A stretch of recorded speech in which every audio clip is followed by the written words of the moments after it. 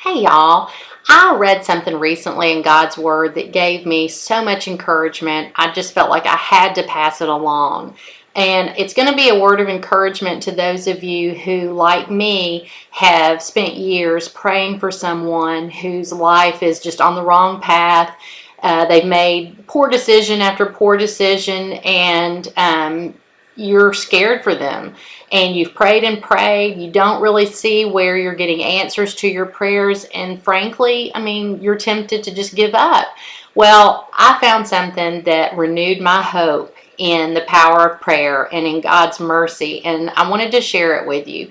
I was reading in Genesis chapters 18 and 19, and what I really like about these two chapters is that in the conversation between Abraham and the Lord, that's what's going on here, we have this model for effective prayer that I think is so beneficial. We need to pay attention to things like this. This is why these stories are in God's Word, for us to learn how to pray and learn about the characteristics of God, how He acts, how He thinks. But just to give you a little bit of background, Abraham was visited by three men. One was the Lord, and two were angels. They shared a meal together, they talked for a little bit, and then the angels left to go to Sodom. The Lord stayed behind and talked to Abraham. And the Lord thinks to himself, I should probably tell Abraham what I'm planning to do in Sodom and Gomorrah. I think I need to let him know. And so he tells Abraham, because of the complaints that I've heard about the evil that exists in these cities, I'm going to have to just destroy them, is what I'm going to have to do. And so the very first lesson that we can learn from this conversation is right here, right from the get-go.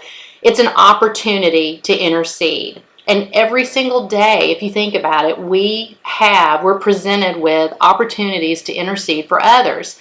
Well, Abraham decided he was going to take advantage of this opportunity. And so it tells us he drew near to God. That's the first thing that we're going to need to do. If we want to be an intercessor, we have to be near to God. So he drew near to him, and he spoke boldly to God. And what I mean by that is, he basically said to him, okay, you're going to destroy these cities. What if there are righteous people there? God, are you telling me that you would sweep away the righteous with the wicked? That doesn't sound like you.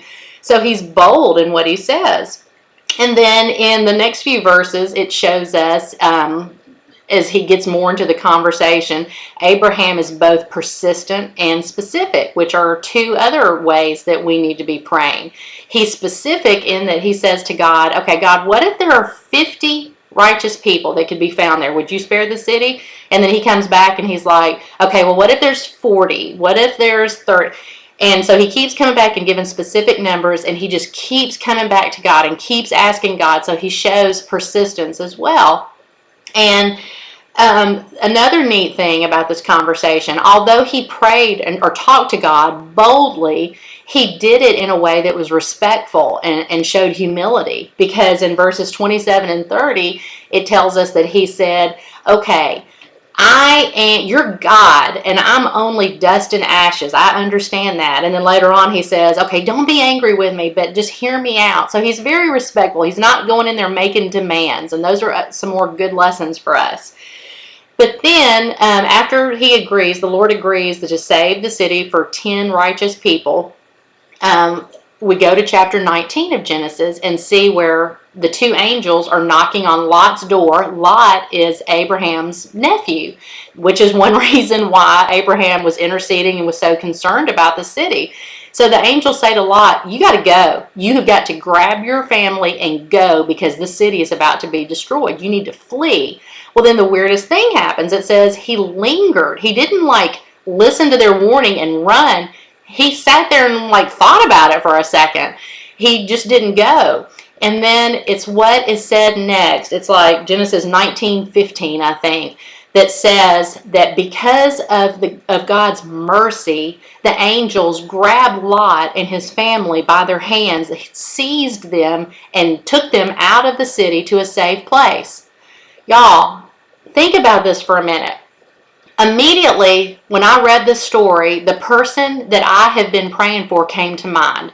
He didn't come to mind until I got to this point right here, because this showed me that God is willing to show mercy and grab hold of that person who is being so stubborn about the dangerous, maybe sinful life that they're living.